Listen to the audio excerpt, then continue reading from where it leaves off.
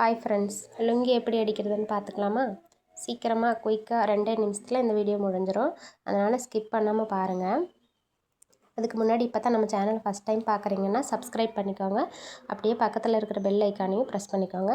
அப்போ தான் நான் போடுற வீடியோ உடனுக்குடனே உங்களுக்கு நோட்டிஃபிகேஷனாக வரும். அதுக்காக ஃபஸ்ட்டு லுங்கி ஒன்று எடுத்துகிட்டு அதில் இந்த மாதிரி நான் தள்ளுற மாதிரி கையில் இப்படி தள்ளினீங்கன்னா பிசுரெல்லாம் வரும். அந்த பிசுறையெல்லாம் இப்படி வெட்டி எடுத்துக்கோங்க. எடுத்ததுக்கப்புறமா அந்த 2 எட்ஜையுமே சேமாக வச்சுக்கோங்க.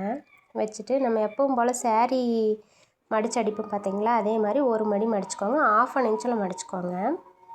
மடிச்சுட்டு ஃபஸ்ட்டு டபுள் ஸ்டிச் போட்டு ஸ்டார்ட் பண்ண ஆரம்பிச்சிருங்க. ரொம்பவே ஈஸியாக லுங்கி மூட்டிடலாம்.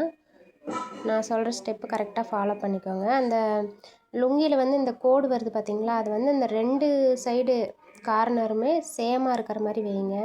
அந்த கோடு டிசைன் வந்து நம்ம மடிக்கிறதுக்கு கரெக்டாக அந்த டிசைன் மேலே உட்காரணும். இல்லைன்னா நம்மளுக்கு அந்த மடிப்பு கரெக்டாக ஃபினிஷ் ஆகாது.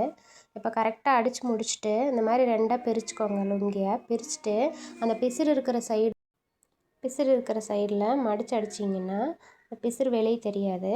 இப்போ நான் தைக்கிற மாதிரி கரெக்டாக மடிச்சுக்கோங்க. மடிச்சுட்டு அதே மாதிரி ஃபஸ்ட்டு டபுள் ஸ்டிச் போட்டு ஸ்டார்ட் பண்ணிக்கோங்க. இப்போ வந்து நான் தைக்கிற சைடு வந்து 2 ஸ்டிச் வரணும். ஆப்போசிட் சைடில் 1 ஸ்டிச் தான் இருக்கணும். அந்த 1 ஸ்டிச் இருக்கிற சைடு தான் வெளி சைடு. நீங்கள் உள் சைடு வெளி சைடு எதுன்னு கரெக்டாக பார்த்து அடிச்சிருங்க. கரெக்டாக அந்த 2 சைடும் நம்ம ஒரே சமமாக இழுத்து வச்சு அடித்தோம்னா தான் அந்த சுருக்கம் வராது. அந்த மடித்து அடிக்கும்போது நம்மளுக்கு நீட்டாக இருக்கும் பார்க்குறக்கு. அதே மாதிரி கடைசியாக அந்த 3 எட்ஜையுமே சேமாக வச்சு ஒரு டாக்கா போட்டு வெளியே எடுத்துருங்க. இப்போ அந்த ஊசியை வெளியே எடுத்துகிட்டு இந்த மாதிரி வெளியே எடுத்துட்டிங்கன்னா உங்களுக்கு கரெக்டாக ஃபினிஷிங் நல்லாயிருக்கும். டபுள் ஸ்டிச் இருக்கிற சைடு வந்து உள்ளேயும் 1 ஸ்டிச் இருக்கிறது வெளியும் வச்சு தைச்சிருங்க.